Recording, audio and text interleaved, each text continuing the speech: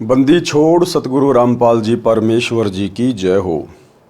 परमपिता परमात्मा सारी सृष्टि के रचनहार, कुल मालिक, असंख्य ब्रह्मांडों के स्वामी, जगत गुरु, तीनों लोकों में प्रवेश करके सबका भरण पोषण करने वाले राजाधिराज, आत्माधार, नाथों के नाथ, देवों के देव महादेव, सर्वेश्वर महेश्वर, मृत्युंजय, अजरो अमर, आदि अनादि, सनातनी प्रभु, जगत पिता जगदीश्वर, श्री श्री 1008 की उपाधि के वास्तविक अधिकारी, अकाल मूर्त सौद स्वरूपी राम वासुदेव, सर्वगतम ब्रह्म, परम पूज्य, प्रथम पूज्य, परम संत, परम पुरुष, परम धनी, परम दयालु, सत्य कबीर, हक्का कबीर, अल्लाहु कबीर, अल्लाहु अकबर, बाखबर, अल्लाह ताला, जगत के तारणहार, जगत के मुक्तिदाता, जगत के जगन्नाथ, हारे के सहारे, हिंदुओं के राम, मुसलमानों के अल्लाह, सिखों के वाहिगुरु, ईसाइयों के मसीह, दया के सागर दया निधि, करुणा के सागर करुणा निधि, स्वयंभू परिभू, संकट मोचन, कष्ट हरण, मंगल करण, दुख भंजन, अविगत कबीर, निर्विकार निर्विषम परमात्मा, अलय अलेख सतगुरु, आदि अनादि सतगुरु, असली मर्यादा पुरुषोत्तम, असली राम, असली कृष्ण, असली घनश्याम, असली मुरारी, राजाओं के राजा, महाराजाओं के महाराजा, शहंशाहों के शहंशाह, सम्राटों के सम्राट, भगवानों के भगवान, अल्लाहों के अल्लाह, प्रभुओं के प्रभु, मसीहों के मसीह, सच्चे वाहिगुरु, बाबाओं के बाबा, पीरों के पीर, सेठों के सेठ, जगत सेठ, सावड़सा सेठ, सर्वगुण संपन्न, अनंत कोटि कलाओं के स्वामी, अनंत कोटि ब्रह्मांडों के नायक, योगियों में महायोगी, ध्यानियों में महाध्यानी, सिद्धों में परम सिद्ध, ज्ञानियों में तत्वज्ञानी, ब्रह्म ज्ञानी, महाज्ञानी, परम ज्ञानी, सर्वश्रेष्ठ ज्ञानी, विज्ञानी, युवा कबीर, समृत कबीर, असमवात, अमित ओझा, सच्चे रहनुमा, करीम अल्लाह, सुभान अल्लाह, दुनिया के अंतिम पैगंबर, 8 सितंबर 1951 से गांव धनाना, जिला सोनीपत, हरियाणा, भारतवर्ष की पावन भूमि पे प्रकट रियल कल की भगवान श्री नारायण साकार हरि, श्री बाबा साहेब नूर अनंत परमात्मा, संत श्रोमणी सतगुरु रामपाल जी परमेश्वर जी के चरण कमल में साध संगति से जुड़े हुए देश विदेश से आप और हम सभी सत्सेवक भाई बहनों का अनंत कोटि दंडवत प्रणाम। सत्साई भाई और बहनों, दया परम पिता परमेश्वर जी की, सारी सृष्टि के रचनहार सतगुरु रामपाल जी भगवान की, जिनके शुभ आशीर्वाद से, विशेष आशीर्वाद से, उन्हीं के कर कमल से लिखित पवित्र पुस्तक जीने की राह के ऊपर वीडियो बनाने की श्रृंखला जारी है। इसी श्रृंखला में आज हमारा ये 26वें नंबर का वीडियो है। प्रत्येक वीडियो में गुरुदेव भगवान के आशीर्वाद से हमें भक्ति मार्ग से संबंधित बहुत सारी बातें पता चल रही हैं, जो हमारे विश्वास को दृढ़ कर रही हैं। भाई और बहनों, पवित्र पुस्तक जीने की राह के ऊपर कल हमारा लास्ट वीडियो होगा, अंतिम वीडियो होगा। उसके बाद सृष्टि रचना शुरू हो जाती है, जो कि गुरुदेव भगवान ने अपने सत्संगों में अनेकों बार अच्छे से समझाई हुई है। तो कल जीने की राह पुस्तक के ऊपर हमारा लास्ट वीडियो होगा।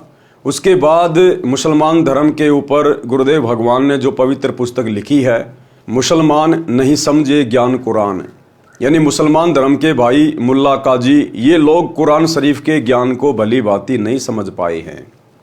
उसके बाद उस पुस्तक के ऊपर वीडियो बनाने की श्रृंखला शुरू होगी। तो आज के वीडियो में गुरुदेव भगवान हमें वासुदेव की परिभाषा के विषय में बता रहे हैं। आम जो जगत के लोग हैं, सांसारिक लोग हैं, जो शास्त्र अनुकूल साधना से अपरिचित हैं, अपने धर्म ग्रंथों के गूढ़ रहस्यों से अपरिचित हैं, वे लोग केवल श्री कृष्ण जी को वासुदेव कहते हैं। दरअसल वासुदेव श्री कृष्ण जी का नाम नहीं था, वासुदेव श्री कृष्ण जी के पिताजी का नाम था। और श्री कृष्ण जी के पिता का वासुदेव नाम पंडितों ने वेदों से रखा था, क्योंकि वेदों में वासुदेव पूर्ण ब्रह्म परमात्मा कबीर साहेब का नाम है।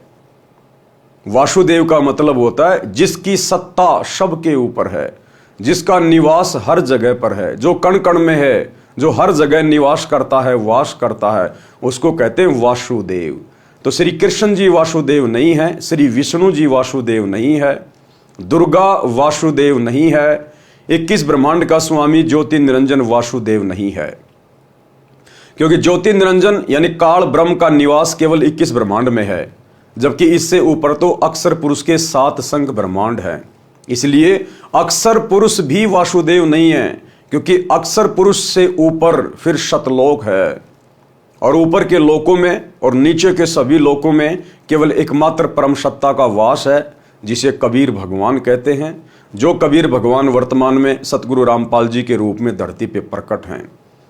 तो यदि एकमात्र कोई वासुदेव है जिनका वेदों में नाम लिखा हुआ है, वो कबीर भगवान सतगुरु रामपाल जी हैं। तो चलिए गुरुदेव भगवान क्या समझा रहे हैं। पवित्र पुस्तक जीने की राह, पार्ट नंबर 26 और पेज नंबर 220। वासुदेव की परिभाषा। गीता अध्याय 3 श्लोक 14-15 में कहा है कि संपूर्ण प्राणी अन्न से उत्पन्न होते हैं। संपूर्ण प्राणी अन्न से उत्पन्न होते हैं। अन्न से कैसे उत्पन्न होते हैं? गुरुदेव भगवान ने बताया कि अन्न के खाने से शरीर में वीर्य पैदा होता है और वीर्य से फिर मनुष्य की उत्पत्ति होती है, स्त्री या पुरुष के रूप में। तो इस प्रकार अन्न से सभी की उत्पत्ति होती है। गीता अध्याय 3 श्लोक 14-15 में कहा है कि संपूर्ण प्राणी अन्न से उत्पन्न होते हैं। अधिक जानकारी पृष्ठ 215-216 पर है, वहां से पढ़े। यहां पर केवल इस विषय को लेते हैं। फिर कहा है कि ब्रह्म अर्थात क्षर पुरुष की उत्पत्ति अविनाशी परमात्मा से हुई है। ब्रह्म कौन? ये 21 ब्रह्मांड का स्वामी, दुर्गा का पति, ब्रह्मा विष्णु महेश का पिता। ब्रह्म यानी काल, ज्योति निरंजन, इसकी उत्पत्ति किससे हुई है? अविनाशी परमात्मा से। कौन अविनाशी परमात्मा? वही वासुदेव कबीर भगवान जो सबका उत्पत्ति करता है, जिसके विषय में गीता अध्याय 15 श्लोक 17 में कहा है। इससे सिद्ध है कि सर्वगतम ब्रह्म यानी सर्वव्यापी परम अक्षर ब्रह्म अर्थात वासुदेव सदा ही यज्ञों में प्रतिष्ठित है। विचार करें, सर्वगतम ब्रह्म का अर्थ है सर्वव्यापी परम अक्षर परमात्मा। गीता अध्याय 3 श्लोक 15 के अनुसार श्री ब्रह्मा जी, श्री विष्णु जी तथा श्री शिव जी तीनों देवता केवल एक ब्रह्मांड में बने तीनों लोकों स्वर्गलोक, पृथ्वीलोक, पाताल लोक में केवल एक एक विभाग अर्थात गुण के प्रधान हैं। ये सर्वगतम ब्रह्म अर्थात सर्वव्यापी परमात्मा वासुदेव नहीं है। यानी काल ने तपस्या करके पूर्ण ब्रह्म परमात्मा कबीर देव भगवान से 21 ब्रह्मांड लिए हुए हैं और 21 ब्रह्मांड के एक ब्रह्मांड में काल ने जो सृष्टि रची हुई है, उस एक ब्रह्मांड में केवल 3 लोकों के प्रधान हैं ये ब्रह्मा विष्णु महेश, वो भी एक एक विभाग के। यानी श्री ब्रह्मा जी को काल ने सृष्टि रचना का कार्यभार सौंप रखा है। सृष्टि रचना यानी जीवों की उत्पत्ति करना अपने रजोगुण के प्रभाव से। विष्णु जी को कार्य दे रखा है उन सब का पालन पोषण करना, उन सबको मोह ममता में बांध के रखना। और शंकर जी को ड्यूटी दे रखी है उन सबको मार मार के फिर अपने पिता ज्योति निरंजन के पास तपस्या पे भेज देना, क्योंकि उसको प्रतिदिन 1 लाख मानव शरीर खाने का श्राप मिला हुआ है। तो श्री ब्रह्मा विष्णु महेश तो केवल 21 ब्रह्मांड में केवल एक ब्रह्मांड में, और वो भी एक ब्रह्मांड के मात्र 3 लोकों के प्रधान देवता हैं, और वो भी एक एक डिपार्टमेंट के। तो ये भी सर्वगतम ब्रह्म परमात्मा नहीं है। नंबर 2, ब्रह्म यानी ब्रह्मा विष्णु महेश का पिता, जिसको क्षर पुरुष भी कहते हैं, ये केवल 21 ब्रह्मांडों का प्रभु है। ये भी सर्वव्यापी अर्थात वासुदेव नहीं है। इस काल ने भी सतलोक में तप करके केवल 21 ब्रह्मांड प्राप्त किए थे परमात्मा से। जो इसके 21 ब्रह्मांड को परमात्मा ने दुर्गा और काल सहित वहां से 16 संकोश की दूरी पे भेज दिया। तो ये काल भी केवल 21 ब्रह्मांड का ही स्वामी है। ये भी सर्वव्यापी परमात्मा नहीं है, वासुदेव नहीं है, सर्वगतम ब्रह्म नहीं है, क्योंकि इससे ऊपर तो फिर अक्षर पुरुष है। अक्षर पुरुष ये केवल 7 संघ ब्रह्मांडों का प्रभु है। ये भी सर्वव्यापी अर्थात वासुदेव नहीं है। अक्षर पुरुष भी वासुदेव नहीं है, ये केवल 7 संघ ब्रह्मांडों का स्वामी है। इससे ऊपर तो शतलोक, अलख लोक, अगम लोक और अनामी लोक है, जिसके विषय में अक्षर पुरुष जानता भी नहीं है। तो अक्षर पुरुष भी वासुदेव नहीं है। नंबर 4, परम अक्षर ब्रह्म, पूर्ण ब्रह्म परमात्मा, ये है वो कबीर देव सतगुरु रामपाल जी भगवान। ये है वासुदेव, जिस परमात्मा की सत्ता ऊपर से लेकर नीचे सबके ऊपर है। इन्होंने ही काल को 21 ब्रह्मांड दिए, इन्होंने ही अक्षर पुरुष को 7 संघ ब्रह्मांड दिए, और ऊपर के 4 लोक भी इन्होंने रचे। सभी जीवात्माओं की उत्पत्ति भी इन्होंने की, और इन सभी लोकों में प्रवेश करके सबका भरण पोषण यही कबीर भगवान सतगुरु रामपाल जी कर रहे हैं। तो ये हैं असल में वासुदेव। वेदों में इस कबीर भगवान को वासुदेव कहा गया है, जो पंडितों ने वेदों से वासुदेव नाम श्री कृष्ण जी के पिताजी का रख दिया था। परम अक्षर ब्रह्म यह सर्व ब्रह्मांडों का स्वामी है, सर्व का धारण पोषण करने वाला है, यह वासुदेव है।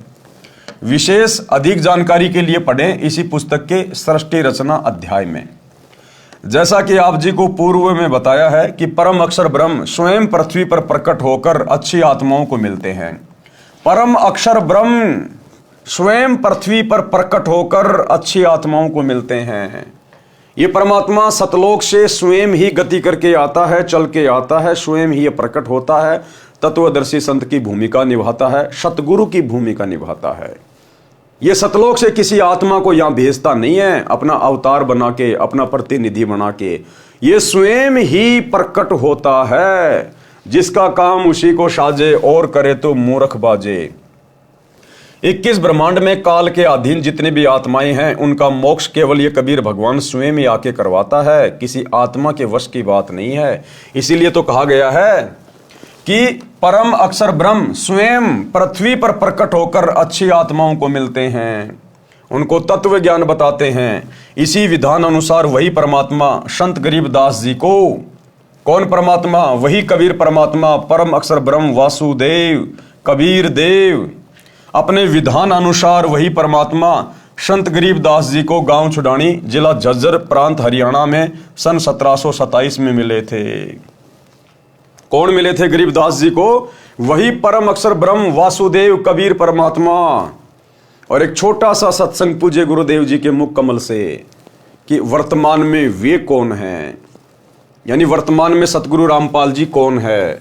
ये वही परमात्मा हैं जो सन 1727 में गांव छुडानी के खेतों में आदरणीय गरीबदास जी को मिले थे। छोटा सा सत्संग जिसमें गुरुदेव कह रहे हैं कि उत्तर दक्षिण पूर्व पश्चिम फिरदा दाने दाने नु, सर्व कला सतगुरु साहिब की हरि आए हरियाणे नु।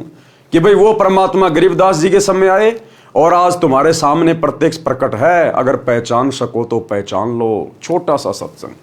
तो क्या बताते हैं? उत्तर दक्षिण पूर्व पश्चिम फिरदा दाने दाने नो, और सर्व कला सतगुरु साहिब की हरि आए हरियाणे। गरीबदास जी के समय आए तेरी बारे भाई प्रगट सामने थारे, पहचाने जात पहचान लियो। गरीबदास जी के समय आए तेरी बारे भाई प्रगट सामने थारे, पहचाने जात पहचान लियो। गरीबदास जी के समय आए तेरी बारे भाई प्रगट सामने थारे, पहचाने जात पहचान लियो। तो भाई और बहनों, सत्संग आपने सुना, उम्मीद करता हूं समझ में आ गया होगा। गरीबदास जी को कौन मिले थे, गरीबदास जी के समय कौन आए थे? कबीर परमात्मा जिंदा बाबा के रूप में। और गुरुदेव कह रहे हैं वही आज तुम्हारे सामने प्रत्यक्ष प्रकट है, पहचान सको तो पहचान लो। तो वर्तमान में हमारे सामने कौन प्रत्यक्ष प्रकट है? सतगुरु रामपाल जी। तो कौन हुए सतगुरु रामपाल जी? गरीबदास जी के गुरु, गरीबदास जी के परमात्मा। ये स्वयं बंदी छोड़ कबीर साहिब है, वासुदेव है, परम अक्षर ब्रह्म है। अपने विधान अनुसार वही परमात्मा संत गरीबदास जी को गांव छुडानी, जिला झज्जर, हरियाणा प्रांत सन 1727 में मिले थे। एक जिंदा महात्मा की वेशभूषा में थे। गरीबदास जी की आत्मा को उस सनातन परम धाम में ले गए थे। कहाँ? सतलोक में। फिर ऊपर के सर्व ब्रह्मांडों तथा प्रभुओं की स्थिति बताकर तत्व ज्ञान से परिचित कराकर वापिस शरीर में छोड़ा था। उस समय संत गरीबदास जी की आयु 10 वर्ष की थी। उस दिन संत गरीबदास जी को मृत जानकर चिता पर रखकर अंतिम संस्कार की तैयारी कर रहे थे। उसी समय उनकी आत्मा को शरीर में प्रवेश करा दिया। जीवित होने पर सर्व कुल के लोगों की खुशी का ठिकाना नहीं रहा। उसके पश्चात संत गरीबदास जी ने एक अनमोल ग्रंथ की रचना की। उसमें आंखों देखा तथा स्वयं परमात्मा द्वारा बताए ज्ञान को बताया, जो एक गोपाल दास नामक दादूपंथी साधु ने लिखा था, जो वर्तमान में प्रिंट करा रखा है। पंजाब प्रांत में लुधियाना शहर के पास एक वासियर गांव है। उसमें एक प्रभु प्रेमी व्यक्ति राम राय उर्फ झुमकरा रहता था। उसने संत गरीबदास जी की महिमा सुनी तो दर्शनार्थ गांव छुडानी में चला गया। संत गरीबदास जी ने ये ज्ञान सुनाया जो इस दास संत रामपाल दास को संत गरीबदास से प्राप्त हुआ है, जो आप जी को इस पुस्तक तथा अन्य पुस्तकों के द्वारा सुनाया है। उस राम राय ने प्रश्न किया कि हे महात्मा जी, यानी गरीबदास जी से उस राम राय उर्फ झुमकरा जी ने सवाल किया कि हे महात्मा जी, यह ज्ञान तो आज तक किसी ने बताया नहीं। संत गरीबदास जी ने वाणी के द्वारा बताया, कोट्यों मध्य कोई नहीं रे झुमकरा, अरबों में कोई गरक सुनो रे झुमकरा। कि भाई राम राय उर्फ झुमकरा, ये तत्व ज्ञान बताने वाला संत तुझे करोड़ों में कोई नहीं मिलेगा, करोड़ों में। अरबों में तुझे कोई एक आध मिलेगा, अरबों में। आज पूरे विश्व की जनसंख्या अरबों में है, 8 अरब, और 8 अरब की जनसंख्या में मात्र एक ही सतगुरु है, एक ही तत्वदर्शी संत है, एक ही वो महापुरुष है जो इस संपूर्ण अध्यात्म को जानता है, और वो है सतगुरु रामपाल जी। क्योंकि ये स्वयं वासुदेव है।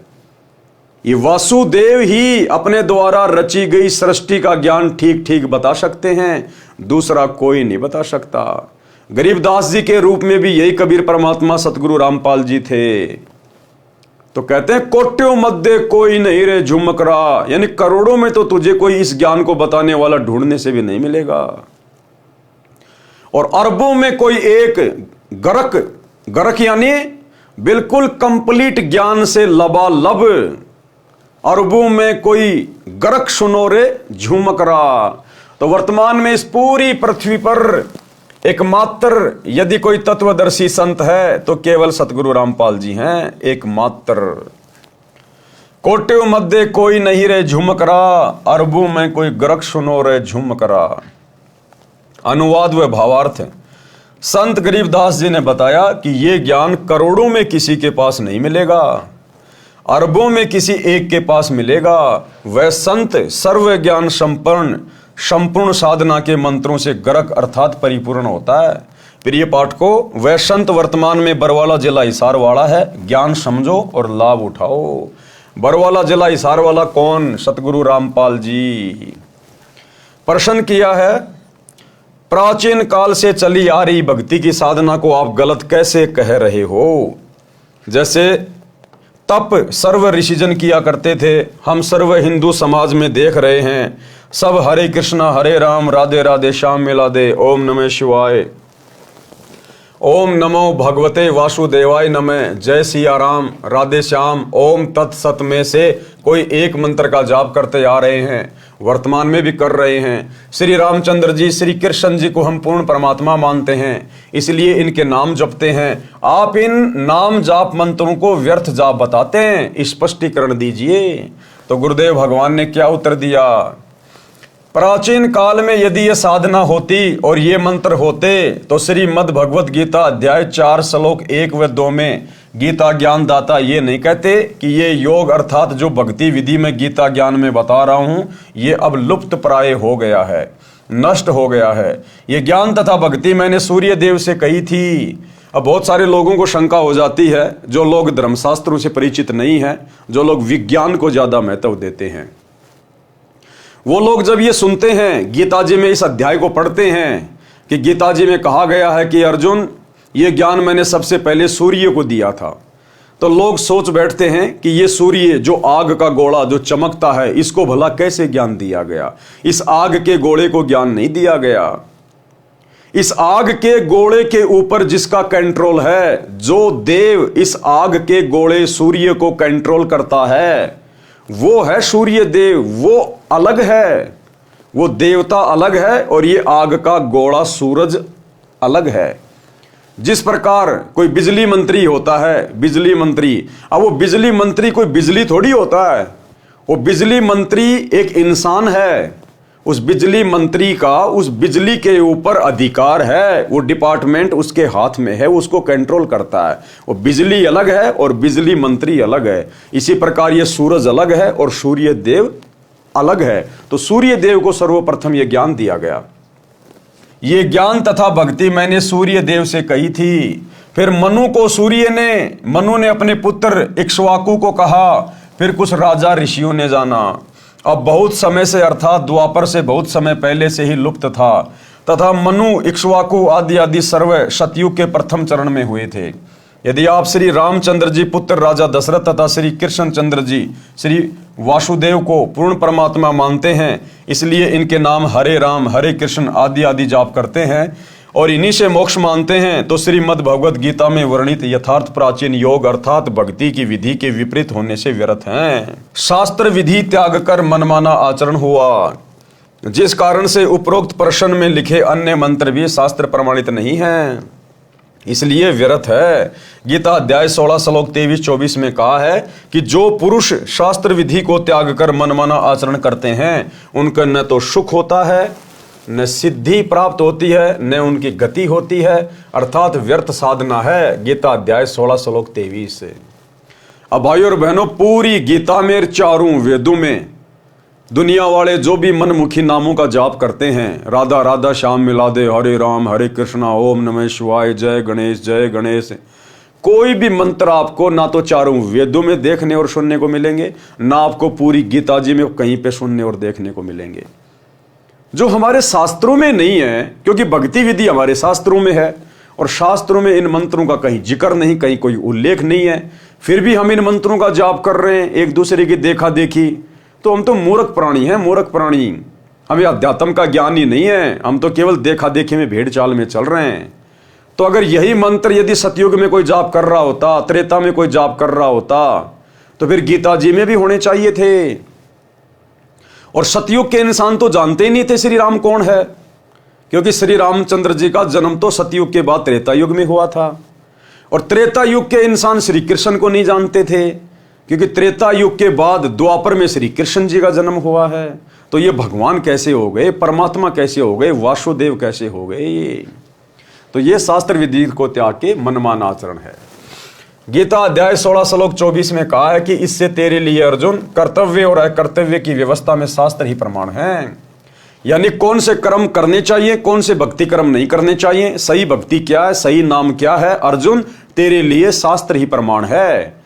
किसी गुरु महात्मा की देखा देखी मत लग जाना, किसी के कहने से, किसी के बहकाव में आके मनमुखी साधना शुरू मत करना। यानी गीता और चारों वेदों में जिस साधना को करने के लिए परमात्मा ने कहा है, केवल उसी विधि से साधना करना सर्वश्रेष्ठ है।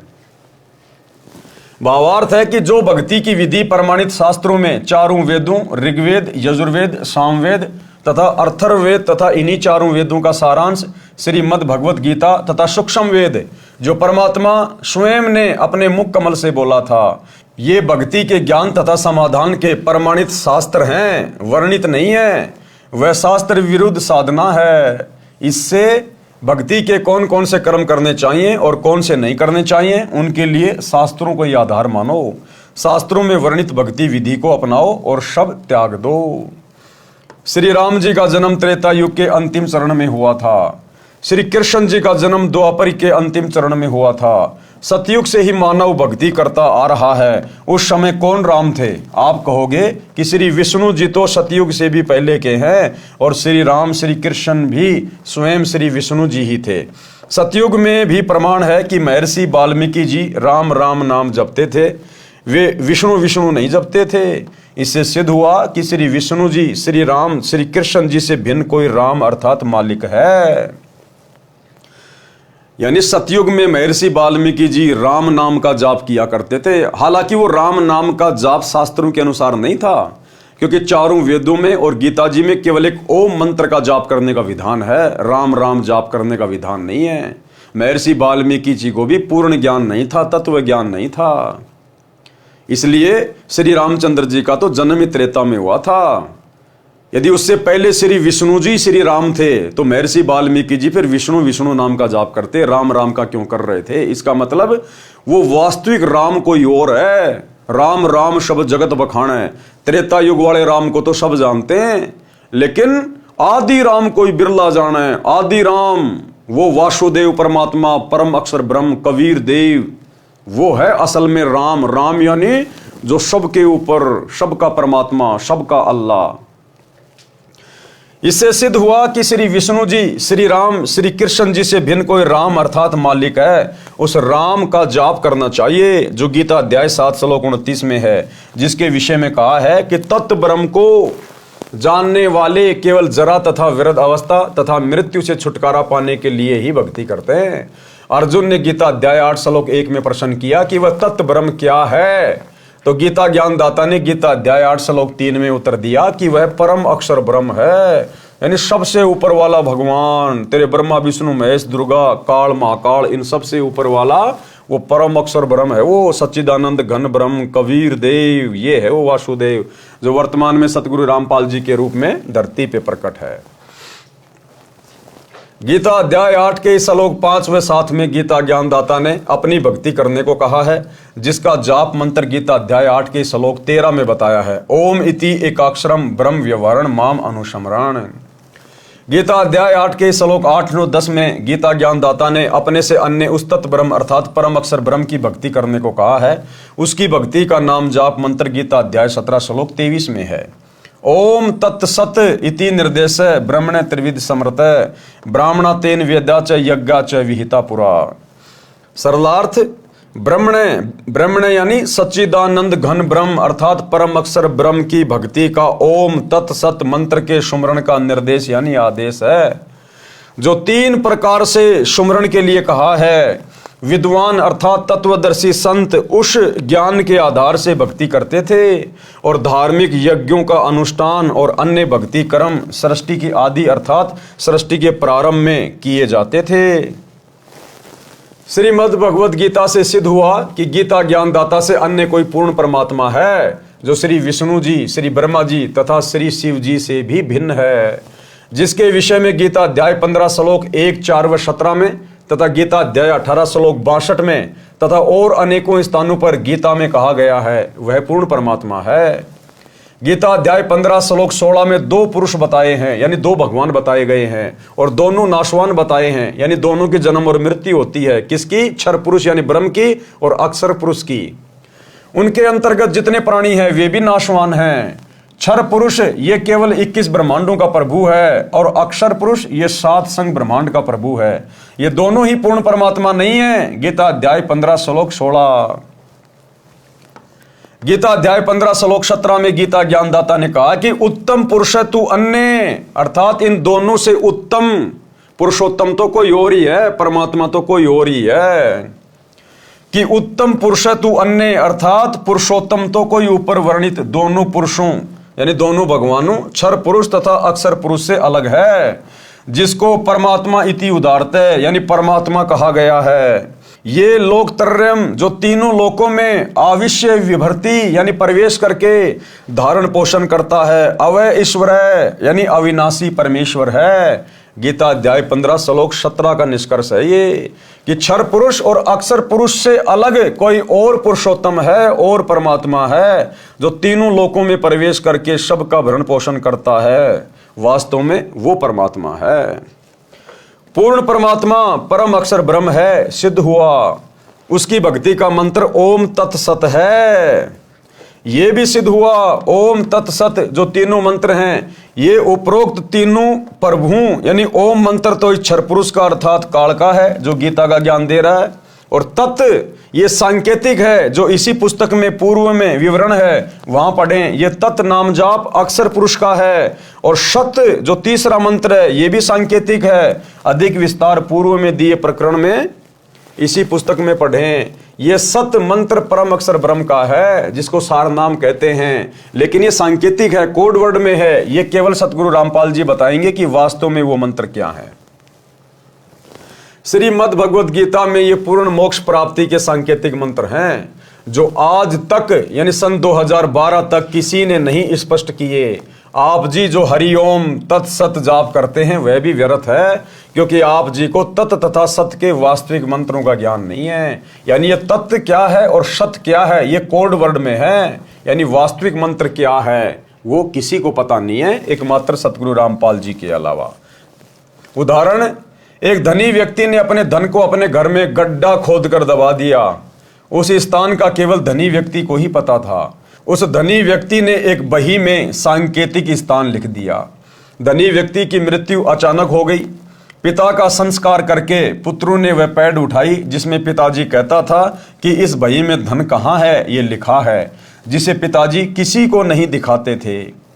धनी व्यक्ति के मकान के आगे आंगन था। उस आंगन के एक कोने में मंदिर बना था।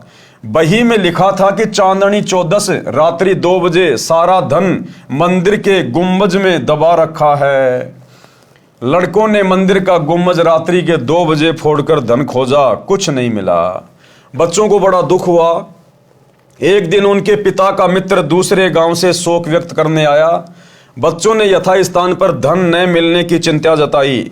उस धनी के मित्र ने वह बही मंगाई और व्याख्या पढ़ी तो कहा कि मंदिर के गुंबज का पुनः निर्माण कराओ, वैसा ही कराना। मैं फिर किसी दिन आऊंगा, तब धन वाला स्थान बताऊंगा। वह व्यक्ति चांदनी 14 को आया। रात्रि के 2 बजे जिस स्थान पर मंदिर के गुंबज की चांद की रोशनी से छाया थी, उस स्थान पर खुदाई कराई। सारा धन बही में लिखा था वह मिल गया। बच्चे खुश तथा धनी हुए। आप जी जो हरिओम तत्सत का जाप कर रहे हो, आप मंदिर का गुंबज खोद रहे हो, कुछ भी हाथ नहीं आएगा। यथास्थान वास्तविक मंत्र मेरे यानी संत रामपाल दास के पास हैं, उनको ग्रहण करके भक्ति धनी तथा सुखी हो। परमात्मा कहते हैं वस्तु कहां खोजे कहां और किस विध लागे हाथ, और भाई एक पलक में पाइए बेदी ले ले साथ। तो ये ओम तत् सत क्या है, इनके पीछे छुपे हुए वो वास्तविक मंत्र क्या हैं, इनका भेद वर्तमान में केवल सतगुरु रामपाल जी के पास है, क्योंकि ये वासुदेव है, इन्होंने इन मंत्रों का आविष्कार किया है। प्रश्न किया है, राधा जी गांव बरसाना उत्तर प्रदेश नजदीक वृंदावन की रहने वाली थी। वहां के व्यक्ति राधे राधे नाम जपते हैं। सुबह सुबह या कभी कभी आपस में मिलते हैं तो वे राम राम नहीं बुलाते, वे कहते हैं चाचा राधे राधे। चाचा कहता कि बेटा राधे राधे, क्या वे मूर्ख हैं? उत्तर दिया गुरुदेव ने, तत्व ज्ञान के अभाव से लोकवेद को सत्य ज्ञान मानकर यह शास्त्र विरुद्ध मंत्रों का जाप चल रहा है। यानी ये गीता जी में कहीं नहीं लिखा राधा राधा राधे राधे श्याम मिला दे, ये मनमाना आचरण है, लोकवेद है, भेड़ चाल है। वैसे तो आप जी को पहले स्पष्ट कर ही दिया है कि गीता अध्याय 16 श्लोक 23-24 में कहा है कि जो शास्त्र विधि को त्याग कर मनमाना आचरण करते हैं, अर्थात जो नाम जाप शास्त्रों में नहीं है उनका जाप करते हैं, उनको न सुख होता है, न सिद्धि प्राप्त होती है, न उनकी गति होती है, अर्थात व्यर्थ जाप साधना है। इससे तेरे लिए अर्जुन कर्तव्य और अकर्तव्य की व्यवस्था में शास्त्र ही प्रमाण है, ये पहले बता चुका हूं। अब बात है कि चाचा भतीजा राधे राधे शब्द क्यों उच्चारण करते हैं। आप जानते हैं कि राधा जी कौन थी? राधा भगवान श्री कृष्ण जी की प्रेमिका थी। उस समय बरसाना गांव के व्यक्ति राधा जी को उल्टा, बदचलन, निर्लज आदि आदि विशेषणों से संबोधित करते थे। कहते थे ये दूसरे गांव के नंद बाबा के लड़के से छिप छिप कर मिलने जाती है, इसे अपने घर पर भी न आने देना, बेटियों पर गलत प्रभाव पड़ेगा। श्रीमान जी, अब उसी बरसाना के व्यक्ति राधा जी के लिए स्वयं स्त्री पुरुष युवतियां कहते हैं कि राधे राधे श्याम मिला दे। जैसा कि आप जी ने पूर्व के प्रश्न में बताया था कि हम ये नाम भी जाप करते हैं, अब न राधा जी है और न श्री कृष्ण जी, अब बड़बड़ा रहे हैं शनिपात के जवर के रोगी की तरह, राधे राधे श्याम मिला दे। यही स्थिति अन्य मंत्रों की है जो आपने पूर्व प्रश्न में कहे हैं, उनकी जानो, वे भी शास्त्र प्रमाणित न होने से व्यर्थ हैं। और जिस समय राधा थी श्री कृष्ण जी भी यही था, और वो बेचारी राधा श्री कृष्ण जी से मिल भी नहीं पाती थी, छुप छुपा के मिलती थी बड़ी मुश्किल से लोगों से नजरें बचा के। और जब वो राधा श्री कृष्ण से मिलने जाती थी, लोगों को पता चलता था तो बरसाने के लोग उसको बदचलन लड़की कहते थे, बदचलन। अपने घर पर भी नहीं आने देते उसको कि हमारे बच्चे और बिगाड़ेगी ये। तो वो राधा बेचारी खुद नहीं मिल पाती थी श्री कृष्ण जी से, और अब तुम कहते हो राधे राधे श्याम मिला दे, तुम्हें कहां से मिला देगी? बेचारी खुद तो छुप छुप के मिला करती थी। तो ये शास्त्र विधि को त्याग के मनमाना आचरण हो रहा है। अब आपके इस प्रश्न का उत्तर बताता हूं कि चाचा भी कहता है राधे राधे, भतीजा भी कहता है राधे राधे। आपको भी पता है कि राधा जी श्री कृष्ण जी की प्रेमिका थी। आपको यह भी पता है कि जब रुक्मणी जी को श्री कृष्ण जी भगाकर रथ में बैठा कर लाने लगा तो रुक्मणी जी का भाई अपनी बहन को छुड़ाने के लिए घोड़े पर सवार होकर पीछे दौड़ा था। श्री कृष्ण जी ने पहले तो उसे पीटा था, फिर रथ के पीछे बांधकर घसीटा था। रुक्मणी जी भी श्री कृष्ण जी की प्रेमिका थी, उनके बीच में रुक्मणी का भाई आया था, उसकी क्या दशा की थी। श्री कृष्ण जी ने रुक्मणी की प्रार्थना पर रुक्मणी के भाई की जान बख्शी थी। यदि आज भगवान कृष्ण वर्तमान में होते तथा राधा भी होती और बरसाना वाले चाचा भतीजा आपस में ये शब्द बोलते कि राधे राधे, तो क्या श्री कृष्ण जी पसंद करते? कभी नहीं। चाचा भतीजा दोनों को रथ से बांधकर घसीटते। यदि आप किसी की प्रेमिका का नाम लेकर बड़बड़ाओगे तो प्रेमी के ऊपर कैसी गुजरेगी? यदि ताकतवर होगा तो मुंह फोड़ देगा, कमजोर होगा तो रोएगा, उसकी जान को कोसेगा। क्या वह प्रसन्न होगा? नहीं। इसलिए ये नाम जो शास्त्र प्रमाणित नहीं है, इनका जाप व्यर्थ है। शास्त्र प्रमाणित नाम मेरे पास है। किसके? सतगुरु रामपाल जी के पास, वासुदेव के पास। आओ और अपना कल्याण कराओ। फिर किसी ने प्रश्न किया, आपने प्रसन्न यानी पूर्ण गुरु की क्या पहचान है? इसके उत्तर में एक स्थान पर लिखा है कि प्रमाणित हुआ कि ओम नाम का जाप शास्त्र प्रमाणित है। काल ब्रह्म की पूजा करनी चाहिए या नहीं? इसके उत्तर में बहुत सारे ऋषियों की पूजा को शास्त्र विधि त्याग कर मनमाना आचरण कही है, जो ओम नाम का जाप करते थे। उत्तर दिया गुरुदेव ने, वे ऋषि जी ओम नाम के जाप के साथ हट करके घोर तप भी करते थे, जिस कारण से उनकी साधना को शास्त्र विरुद्ध कहा है। ओम नाम का जाप शास्त्र प्रमाणित तो है, परंतु मोक्षदायक नहीं है, क्योंकि ओम नाम केवल इस ब्रह्म का है, काल का है, जो गीता अध्याय 8 श्लोक नंबर 13 में है। ओम इति एक अक्षरम ब्रह्म व्यवरण माम अनुस्मरण ये परियाति तजन देहम सयाति प्रमाम गतम। और ओम नाम की साधना करके आप केवल उसके ब्रह्म लोक में जा सकते हैं, और ब्रह्म लोक में जाने के बाद भी जीव वापस आता भक्ति नष्ट करके। गीता अध्याय 8 श्लोक नंबर 16 में लिखा हुआ है। और ब्रह्म लोक से नीचे आके फिर वो नरक भोगता है, 84 लाख योनियों में गधा कुत्ता शुअर बनता है। इसलिए ओम नाम की साधना भी मोक्षदायक नहीं है, परंतु मोक्षदायक नहीं है, जिससे अनुत्तम गति प्राप्त होती है। अनुत्तम गति यानी घटिया गति, मोक्ष प्राप्त नहीं होगा। इसलिए उन ऋषियों की पूजा विधि शास्त्र विरुद्ध है। वेद तथा गीता में उस पूर्ण परमात्मा की भक्ति करने को कहा है, उसकी भक्ति न करके मनमानी पूजा शास्त्र विरुद्ध है। प्रश्न किया फिर, महर्षि वाल्मीकि जी तो सतयुग में हुए थे, वे भी राम राम जपते थे, क्या ये मंत्र भी शास्त्र प्रमाणित नहीं है? जी बिल्कुल नहीं है। कैसे नहीं है? उत्तर, पूर्व में बताया है कि गीता अध्याय 4 श्लोक 1 व 2 में गीता ज्ञान दाता ने बताया है कि ये ज्ञान मैंने सूर्य को सुनाया था, उसने अपने पुत्र मनु जी को सुनाया, फिर कुछ एक राज ऋषियों को प्राप्त हुआ।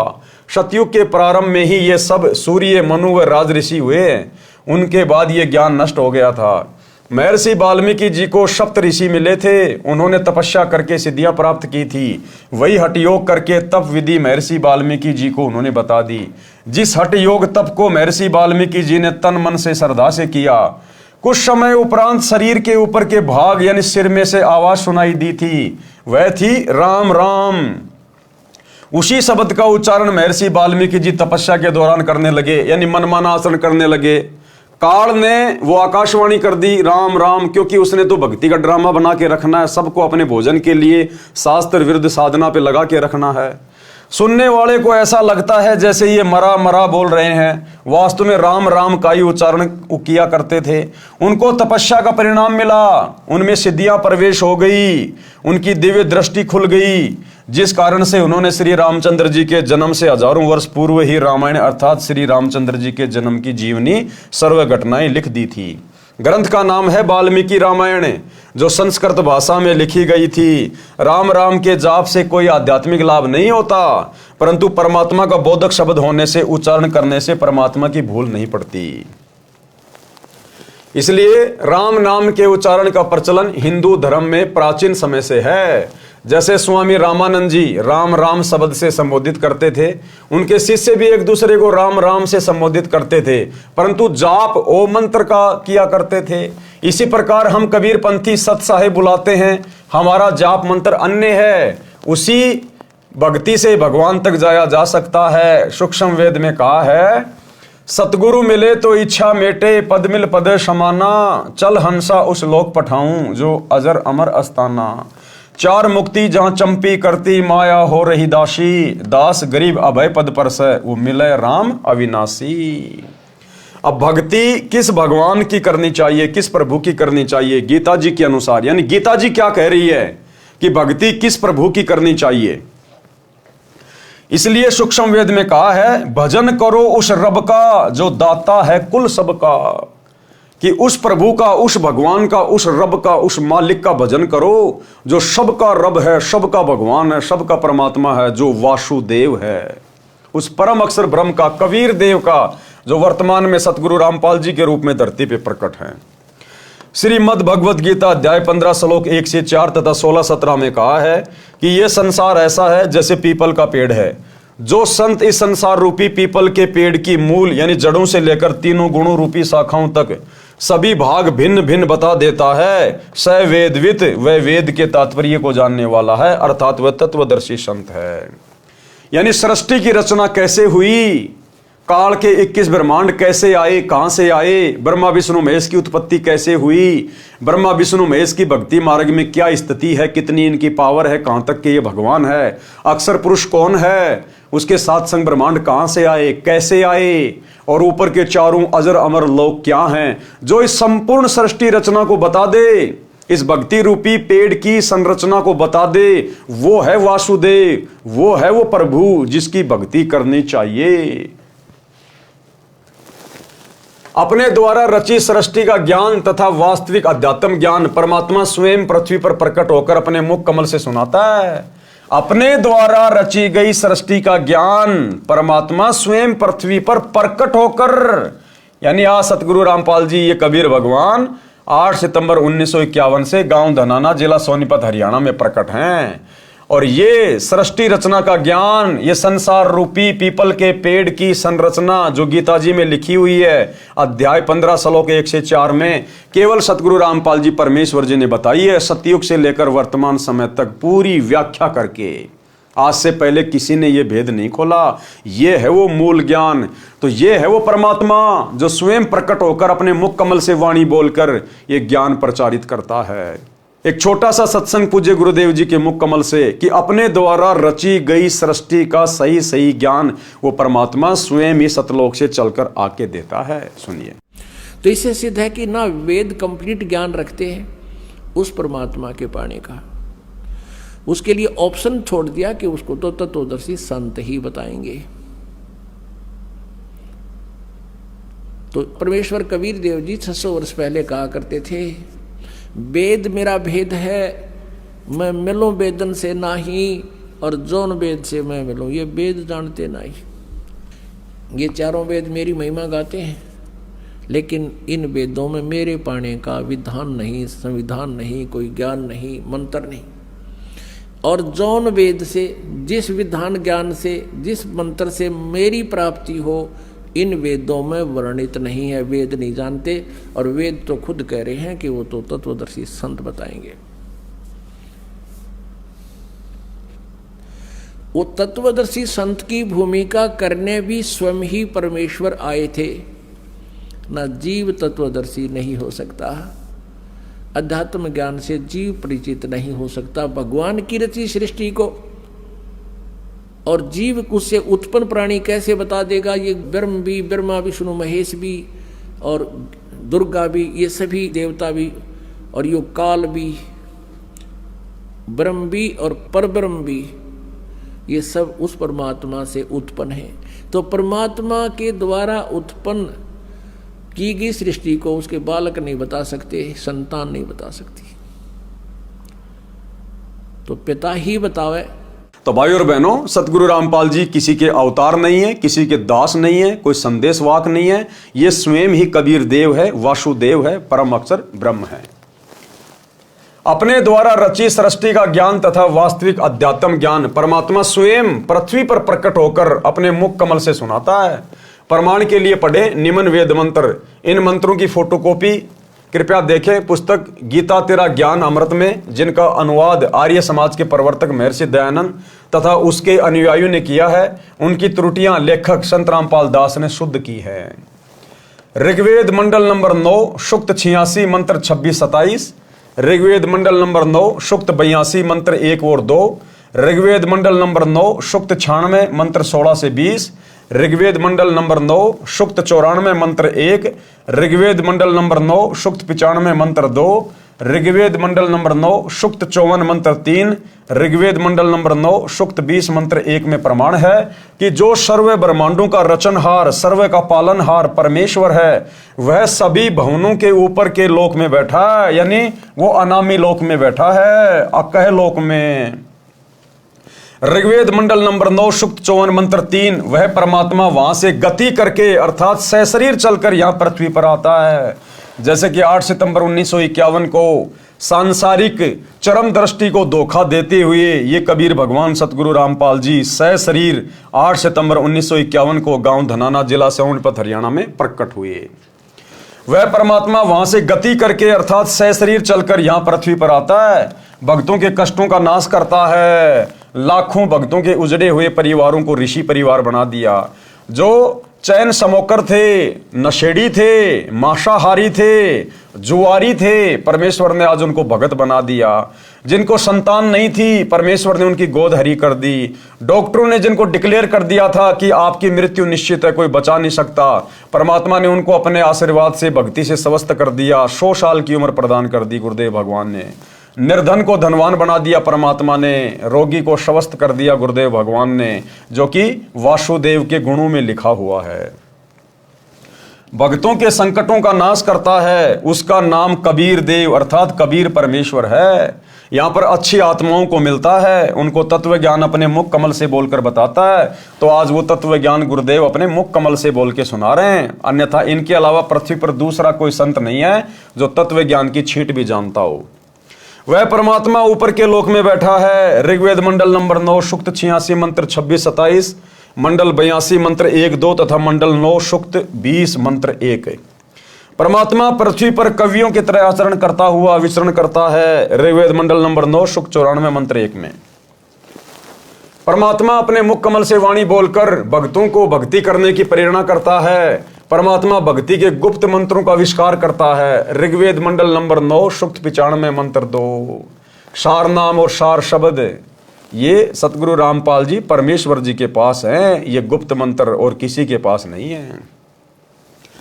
परमात्मा तत्व ज्ञान को कबीर वाणी यानी कबीर वाणी द्वारा लोकोक्तियों, दोहों, चौपाइयों द्वारा बोलकर सुनाता है। वह कबीर देव, कबीर परमेश्वर है जो संत रूप में प्रकट होता है। उस परमेश्वर द्वारा ऋषि या संतों द्वारा रची असंख्य वाणियां जो तत्व ज्ञान है, वे उनके अनुयायियों के लिए अमृत तुल्य आनंददायक होती हैं। वह परमेश्वर प्रसिद्ध कवियों में से भी एक प्रसिद्ध कवि की पदवी भी प्राप्त करते हैं। उनको कवि कहते हैं, परंतु वह परमात्मा होता है। वह परमात्मा तीसरे मुक्ति धाम सतलोक में विराजमान है। जैसे मनुष्य अन्य वस्त्र धारण करता है, ऐसे ही वह परमात्मा भिन्न भिन्न रूपों में पृथ्वी पर प्रकट होता है। उपरोक्त ऋग्वेद के मंत्रों से स्पष्ट है कि परमात्मा अपने अमर धाम से चलकर पृथ्वी पर प्रकट होता है। वह अच्छी आत्माओं को मिलता है। वह तत्वदर्शी संत की भूमिका करके तत्व ज्ञान दोहों, चौपाइयों, शब्दों द्वारा बोलता है। क्या भूमिका करता है वो परमात्मा? परम अक्षर ब्रह्म वासुदेव तत्वदर्शी संत की भूमिका। उस परमेश्वर ने सन 1398 से 1518 तक 120 वर्ष पृथ्वी पर भारतवर्ष की पावन धरती पर काशी शहर में जुलाहे यानी धानक के रूप में रहकर तत्व ज्ञान बताया था। कबीर अक्षर पुरुष एक पेड़ है और क्षर पुरुष वा की डार और तीनों देवा शाखा हैं, पात रूप संसार। विशेष कबीर वाणी पुस्तक में एक वाणी ऐसे भी लिखी है, कबीर अक्षर पुरुष वृक्ष का तना है, क्षर पुरुष है डार, तीनों देव शाखा बहे, पात जानो संसार।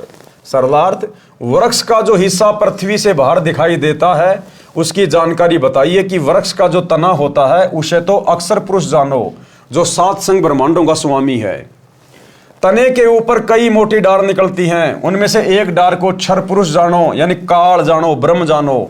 फिर उस डार के मानो 3 शाखा निकलती हैं, ये तीनों देवता रजगुण ब्रह्मा जी, सतगुण विष्णु जी तथा तमगुण शिव जी जानो। और उन शाखाओं पर लगे पत्ते जीव जंतु जानो। परमेश्वर कबीर जी ने तत्व ज्ञान में सब ज्ञान बताया है। गीता अध्याय 4 श्लोक 32 में भी कहा है कि यज्ञों अर्थात धार्मिक अनुष्ठानों की जानकारी ब्रह्मणे मुखे सच्चिदानंद घन ब्रह्म अर्थात परम अक्षर ब्रह्म ने अपने मुख कमल से बोली वाणी में विस्तार के साथ कही है, वो तत्व ज्ञान है। गीता अध्याय 4 श्लोक 34 में कहा है कि जो तत्व ज्ञान परमात्मा स्वयं बताता है उसको उसके कृपया पात्र संत ही समझते हैं। यानी तत्व ज्ञान को, जो तत्व ज्ञान वो कबीर भगवान वासुदेव सतगुरु रूप में, तत्वदर्शी संत के रूप में प्रकट होके बताता है, उसको हर कोई नहीं समझ पाता। केवल उसके कृपया पात्र संत ही समझते हैं, जो अपने गुरु को परमात्मा के रूप में स्वीकार कर लेते हैं, अपने गुरु को ही परमेश्वर के रूप में जान लेते हैं। और वर्तमान में केवल सत्सेवक भाई बहन जो साध संगति से जुड़े हुए हैं, केवल यही वो आत्मा हैं जो कृपा पात्र हैं गुरुदेव भगवान की, जिन्होंने अपने गुरु को अपना इष्ट मान लिया, परमात्मा मान लिया, कबीर भगवान मान लिया। और समाज में जो कबीर दास जी की जो नकली फोटो है दाढ़ी मूंछ वाली, उसको फाड़ फाड़ के फेंक दिया। और गीता अध्याय 3 श्लोक 13 के अनुसार अपने गुरु को इष्ट मानकर घर घर में उनका बेड लगाकर उनको भोग लगाया जा रहा है। तो क्या कहा गुरुदेव ने, जब वो परम अक्षर ब्रह्म तत्वदर्शी संत के रूप में धरती पे आता है, तब उसके कृपा पात्र संत ही उसको समझ पाते हैं।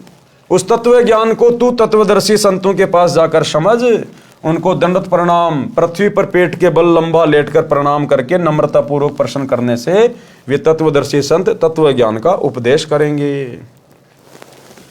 परमेश्वर ने यह तत्व ज्ञान स्वयं पृथ्वी पर प्रकट होकर बताया था। गीता अध्याय 15 श्लोक 1 में तत्वदर्शी संत की पहचान बताई है कि जो संत संसार रूपी वृक्ष को मूल यानी जड़ से लेकर सर्व अंगों को जानता है, वो तत्वदर्शी संत है। अब जाने संसार रूपी वृक्ष के सर्वांग, मूल यानी जड़, ये परम अक्षर ब्रह्म है, ये कबीर देव है, ये वासुदेव है। यानी पेड़ की जो जड़ होती है वो जमीन के अंदर होती है, वो दिखाई नहीं देती, वो परोक्ष होती है, गुप्त होती है, छुपी हुई होती है, लेकिन वो साकार है। यदि उसको खोद के देखा जाए तो वो साकार है, साकार। इसलिए पेड़ का जो मूल है वो उसकी जड़ होती है, जड़ से ही पूरे पेड़ को पोषण मिलता है, तने को भी, डारियों को भी, आगे शाखाओं को भी। तो वो पोषण कहां से मिल रहा है? जड़ से मिल रहा है। इसी प्रकार जो परम अक्षर ब्रह्म है, जो वासुदेव है, कबीर देव, वो गुप्त है, वो परोक्ष है, निराकार नहीं है, वो साकार है। जैसे पेड़ की जड़ें निराकार नहीं है, वो साकार हैं जो जमीन के अंदर है। इसी प्रकार वो कबीर परमात्मा साकार है, निराकार नहीं है, जो तीनों लोकों में प्रवेश करके सबका भरण पोषण करता है। जैसे पेड़ की जड़ें पूरे पेड़ का पोषण करती हैं। मूल यानी जड़, ये परम अक्षर ब्रह्म है जो सबका मालिक है, सबकी उत्पत्ति करता है, सबका धारण पोषण करने वाला है, जिसकी जानकारी गीता अध्याय 8 श्लोक 1 के प्रश्न का उत्तर गीता अध्याय 8 के ही श्लोक 3, 8, 9, 10 तथा 20, 21, 22 में दिया है। उसी का वर्णन गीता अध्याय 15 श्लोक 17 में है। जैसे गीता अध्याय 15 श्लोक 16 में 2 पुरुष बताए हैं, एक क्षर पुरुष, दूसरा अक्षर पुरुष। ये दोनों तथा इनके अंतर्गत जितने शरीरधारी प्राणी हैं वे सब नाशवान हैं, जीव आत्मा तो किसी की भी नहीं मरती। गीता अध्याय 15 के श्लोक 17 में कहा है कि उत्तम पुरुष है, अर्थात पुरुषोत्तम तो अन्य ही है, जिसे परमात्मा इति उदाहरता है, परमात्मा कहा जाता है। ये लोकत्रयम जो तीनों लोकों में अविश्य विवर्ती प्रवेश करके सबका धारण पोषण करता है, अवय ईश्वर है, वो अविनाशी परमेश्वर है। ये परम अक्षर ब्रह्म संसार रूपी वृक्ष की मूल यानी जड़ रूप परमेश्वर है। ये वह परमात्मा है जिसके विषय में संत गरीबदास जी ने कहा है, भजन करो उस रब का जो दाता है कुल सबका। तो ये है वो दाता, वो रब, पूरे कुल का मालिक। भजन करो उस रब का जो दाता है कुल सबका। ये 21 ब्रह्मांड के स्वामी क्षर पुरुष का भी दाता है, 7 संग ब्रह्मांड के स्वामी अक्षर पुरुष का भी दाता है। यह असंख्य ब्रह्मांडों का मालिक है। यह क्षर पुरुष तथा अक्षर पुरुष का भी मालिक तथा उत्पत्ति करता है। अक्षर पुरुष ये संसार रूपी वृक्ष का तना जाने, ये 7 संग ब्रह्मांडों का मालिक है, ये भी नाशवान है। तीसरा क्षर पुरुष ये गीता ज्ञान दाता है, इसको क्षर ब्रह्म भी कहते हैं। इसे संसार वृक्ष की डार जानो, ये केवल 21 ब्रह्मांडों का मालिक है, ये भी नाशवान है। नंबर 4 पर तीनों देवता, रजगुण ब्रह्मा, सतगुण विष्णु, तमगुण शिव, संसार रूपी वृक्ष की 3 शाखाएं यानी टहनियां हैं। ये एक ब्रह्मांड में बने 3 लोकों, पृथ्वी लोक, पाताल लोक तथा स्वर्ग लोक में एक एक विभाग के मंत्री हैं यानी मालिक हैं। जैसे रजगुण विभाग के श्री ब्रह्मा जी मालिक हैं, जिसके प्रभाव से सभी प्राणी संतान उत्पत्ति करते हैं। सतगुण विभाग के श्री विष्णु जी मालिक हैं, जिसके एक दूसरे में ममता बनी रहती है, कर्मा अनुसार सर्व का किया फल देते हैं। तमोगुण विभाग के श्री शंकर जी मालिक हैं, जिसके कारण सर्व का अंत होता है, और पात रूप में संसार के प्राणी जानो, यह है संसार रूपी वृक्ष के सर्व भागों की भिन्न भिन्न जानकारी। यह ज्ञान स्वयं परमेश्वर कबीर जी ने अपने मुख कमल से बोला था।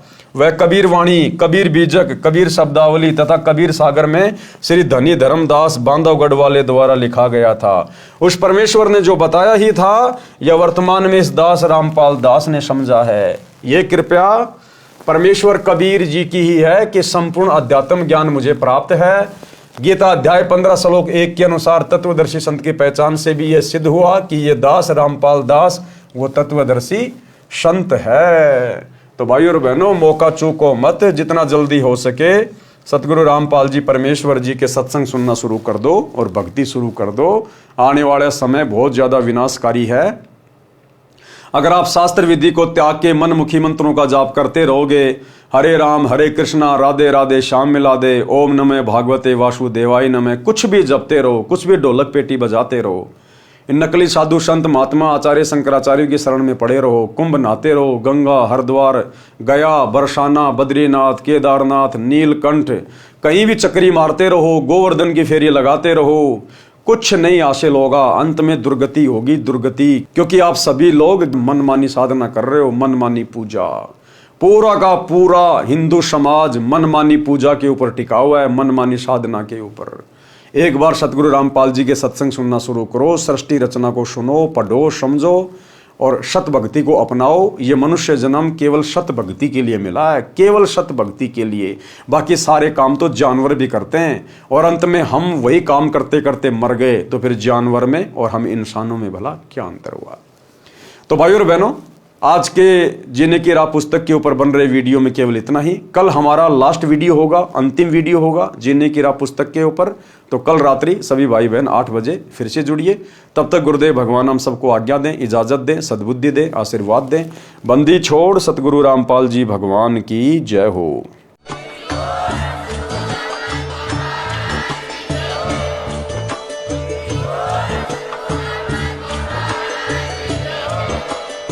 भाई जो गुरु बचन पे डट गे, कट गे फंद 84 के, कट गे फंद 84 के, कट गे फंद 84 के।